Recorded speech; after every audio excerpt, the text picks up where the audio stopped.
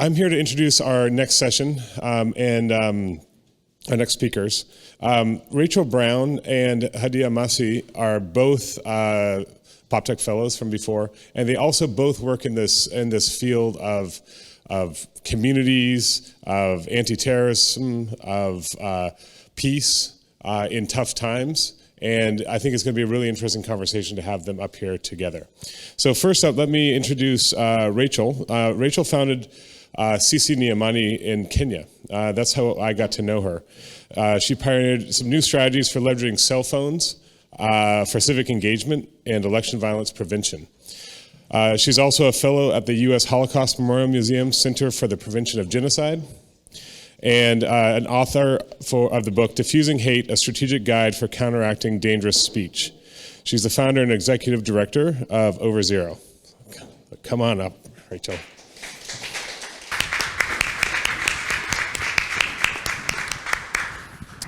Next up, we have Hadiya Maseih. Hadiya has a wealth of experience and expertise in the area of community cohesion, interfaith relations, countering extremism, and women's involvement in radicalization. She's a global leader on counterterrorism for the past 15 years and is the chair of the Scotland Yard Advisory Group. She's also the CEO and founder of Groundswell.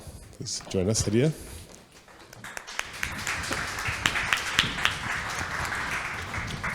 So I thought what might be good is we would get started by having each of you just run through what you've been working on for the past, sometimes not just a few years, and then kind of bring us up to speed with where you are, and then we'll get into some questions. So why don't you start, Rachel?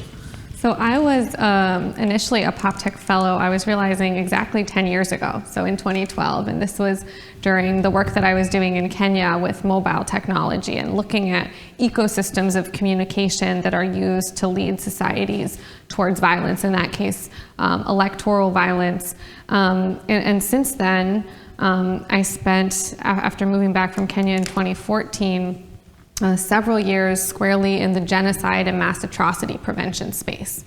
I've really stayed with this question of the relationship between dynamics of communication and conflict that happens between groups and based on identity. And so in the genocide and atrocity prevention space, I started looking at these clear patterns of communication, of stories that get told in a society, that get adopted, that are used by political and other leaders and conflict entrepreneurs, that we see over and over again, these clear patterns before and during genocide and mass atrocity events, and in those early stages when groups are targeted and discriminated against based on their identity. And in the work that I did with the Holocaust Memorial Museum, I really had the chance to sort of peel back the layers of those narratives, and to not just look at how do we respond sort of in kind to what they're saying, but how do we peek under the hood, right? We see threat being used and weaponized. What happens to our brains and our bodies when we experience fear, anger, disgust, right?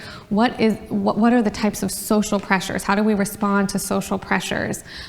Because we know that actually one of the things in the lead up to violence, it's not just who gets activated, it's that people fall silent and feel like there's nothing they can do. So really spent a number of years looking at neuroscience, social behavioral psychology, marketing, as well as peace-building historical case studies to say, when we see this sort of earliest indicator of violence at the societal level, of hate, extremism of a society, what do we understand about how it's operating, and what can that teach us about new creative ways and inroads that we have for intervening? And so I wanted to keep doing that work. I consulted around the world for a while, and last time I was at Poptech was 2016, and I was just getting ready to launch Over Zero. So it was October 2016, and I was launching this organization to continue that vision, to bring research and practice together. I thought about like an Ocean's 11 for solving this challenge of communication and conflict. And the world has changed quite a bit since then.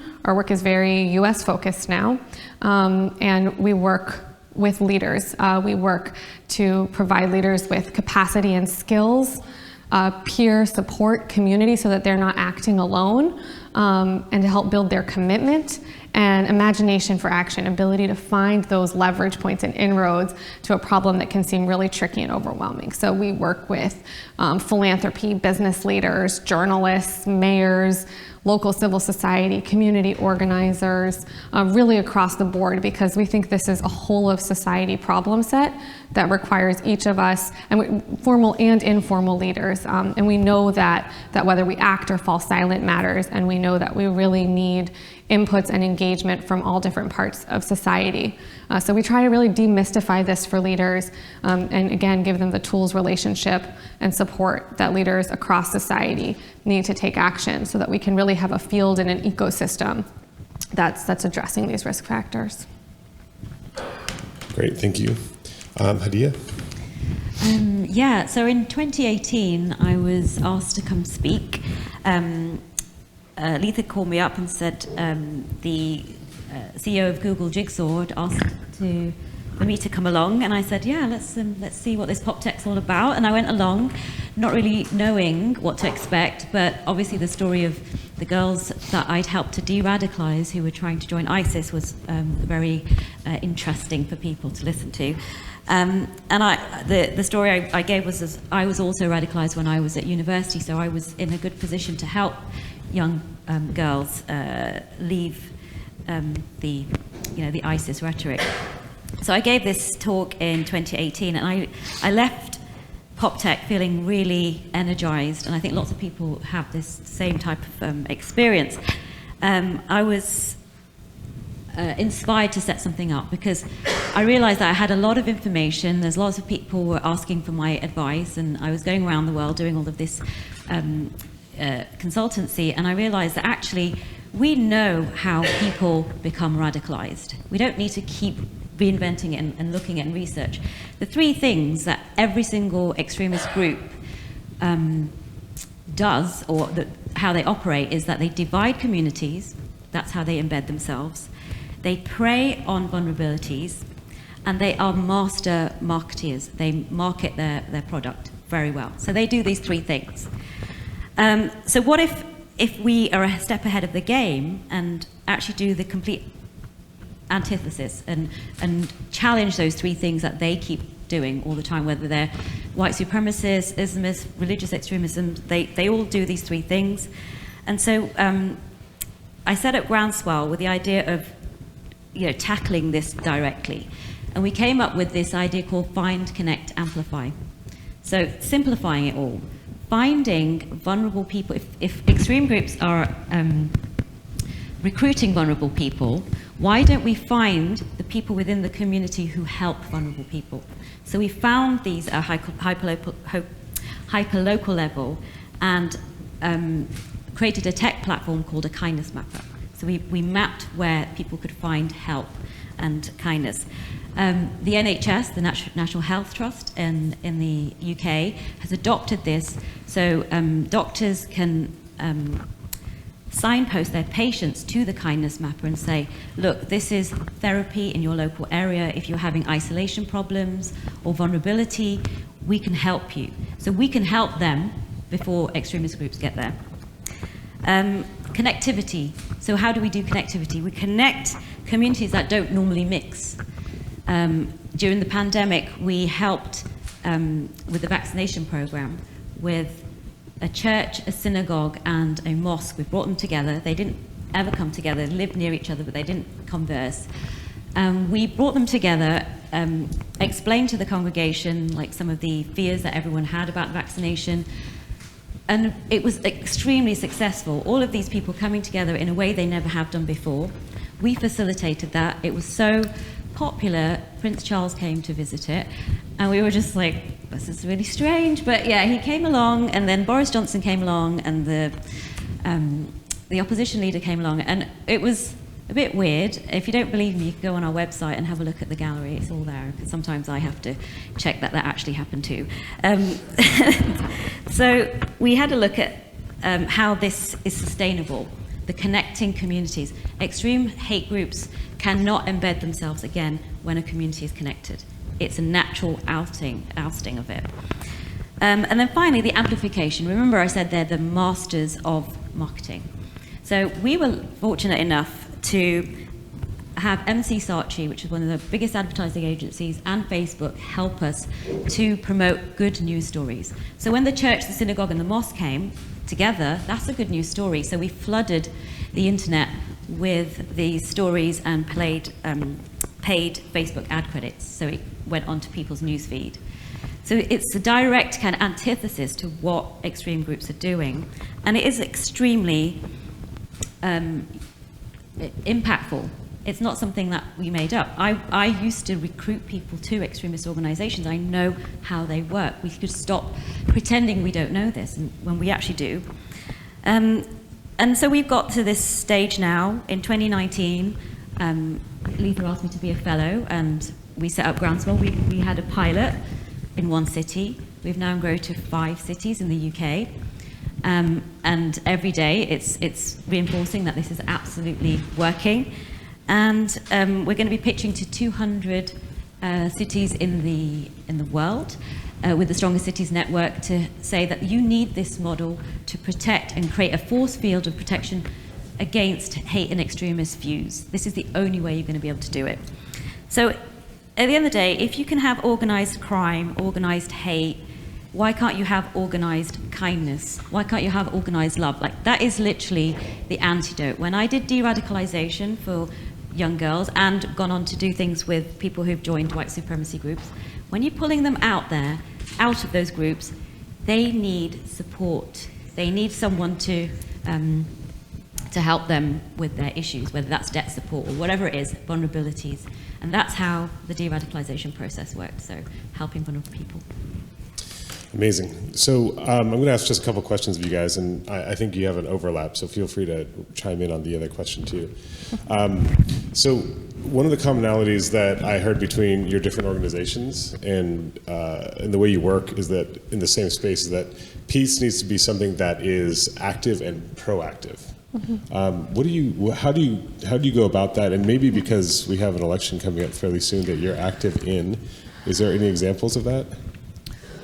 Yeah, well, this has been so interesting in the process of preparing for this panel, and Hadiya and I got to really spend time talking, and we saw that even though we're sort of working at different levels, right? Like, I'm looking at how does a country move towards an extreme? How do you move towards anti-democracy behaviors and like large-scale targeting of different groups? And she's looking at sort of specific extremist groups and individuals. There are a lot of parallels, and there's one of these major overlaps is this question. I always talk about an active peace rather than a passive peace, right? When you're asking people just not to be violent or just not to engage, you're not actually giving them something to buy into. You're not actually giving them even a behavior. When I used to work in Kenya, instead of telling people just don't be violent, we would say, why don't you go home and wait? Even something as simple as that, you have to give someone an action. But real active peace is how are we creating the society that we want together? And I think that what this looks like, you can see it, as Hadiya said, in any extremist group, but also in these dangerous narratives that I study so much. If you look at how leaders lead societies towards violence, they don't just create the fear of the other, they also create a very rigid, singular us, one particular racial, religious, ethnic group that deserves protection. And so we can mess up that landscape of social identity where we're being pushed into just this one feature. You see groups activating along, we in this town, we in this community, this is how we are, this is who we are. And it's telling people this is who we are, tying it to values rather than this is who we're not. It's giving people concrete behaviors and actions they can take. And I just think that's more important than ever right now when I look at global trends. And you just think about the last couple days of this conference, we are in unsettled times. We're in moments of transition. We're in a moment of instability on all these fronts, right? Our climate, our financial system, disease, pandemic. And we know that in times of uncertainty, people gravitate towards leaders that tell them this is who we are and offer a clear vision rather than this is who we are not. And we see right now at the global level a very bold vision being offered of this is who we are and this is where we're headed. It preys on fear, it uses nostalgia, it says that we are just one particular group. It involves oppression, discrimination against groups based on various factors, and it is authoritarian, right? And we see that vision being offered. And if we want to carve a different path to the future, I think it's very incumbent upon us to ask, what are our values? What does it mean to have a future that involves mutual care and support, that lets us, rather than be divided from each other, come together to use collective imagination and solve our problems. And to me, what this looks like in my work is helping leaders in different spaces, helping business leaders say, we stand for democracy and for the inclusion of everyone. We want everyone to feel safe when they come to vote, and getting communities and leaders together, making shared statements with people you wouldn't think would usually stand next to each other, connecting local leaders to be able to plan and engage together, but really building based on values and based on a vision rather than just this idea of lack of violence. So maybe zeroing in more to the community level. I know you work a lot with moms and children in a community. How do you actually do that? Well, the studies have shown that obviously young people have been the most targeted because they're vulnerable just because of their age. And so we've developed various training packages. We found as well, like the mums and the people who are looking after young people find it difficult to navigate the internet and to navigate what they're looking at. So I had no idea that my child was doing this online, and they were just playing an innocent game, and next thing I know, they're planning to plot something or other. And it baffled a lot of the women that I saw. So we set up various projects in schools to create awareness, a kind of inoculation of doing an awareness campaign that will inoculate young people from being susceptible to radical views online, because you're never going to get rid of that. That's always going to be there. But if you are inoculated against it, you can identify it and be safe. So we create training products for mothers and for children and youth, and we're very keen to look at what the issues are within that community, because you can't just go in and say you need this. Like some of the schools were being affected by some of the male supremacy ideologies as well that are out there, incel movement. So we're quite nuanced in the way that we deliver our projects and make sure that they're very relevant to what the community are in need of.